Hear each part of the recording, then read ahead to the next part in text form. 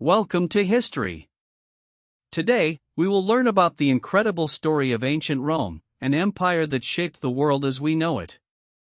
Have you ever wondered how an empire, once the most powerful civilization on Earth, collapsed into ruins? Today, we uncover the extraordinary rise and tragic fall of ancient Rome, an empire built on ambition, strength, and ultimately, betrayal. From the humble beginnings of a small city on the banks of the Tiber River, to ruling over millions across 3 continents. Rome was more than just a kingdom, it was a force of nature. But how did it all begin?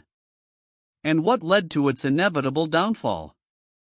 Let's take a journey back, over 2,500 years ago, to where it all started. Our story begins in 753 BC, with 2 brothers, Romulus and Remus. Legends say they were raised by a she-wolf after being abandoned as infants. As they grew, their destiny unfolded, to build a city that would last forever. But fate had other plans. A brutal conflict between the brothers ended in tragedy. Romulus, in a fit of rage, killed his own brother. And so, Rome was born, named after its first king, a king who began his reign with blood. For nearly 250 years, Rome was ruled by kings. But in 509 BC, the last king was overthrown, and the Roman Republic was born. This was a system unlike any before it, where power was shared among elected officials. The people had a voice. The Senate ruled the city. And Rome thrived.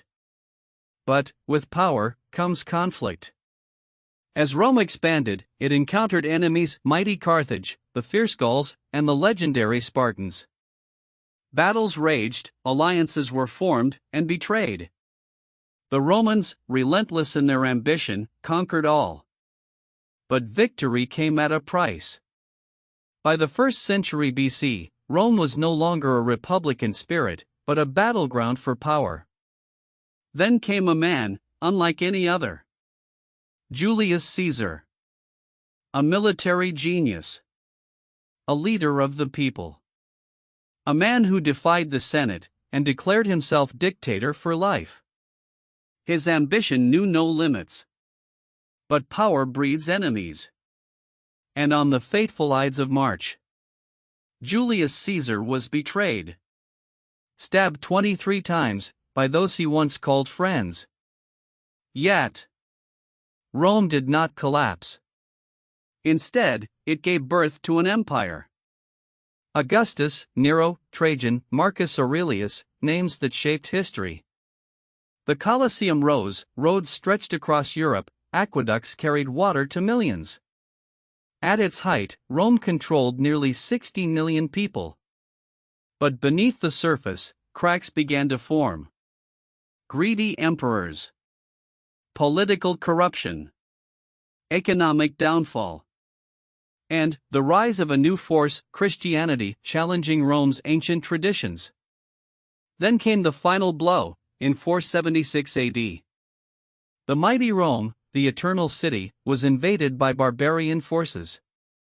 And just like that, an empire that stood for 1,000 years was no more.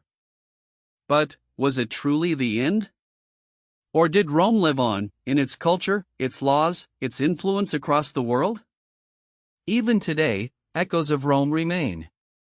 From the words we speak, to the governments we follow, to the roads we walk. Rome never truly fell. It became eternal.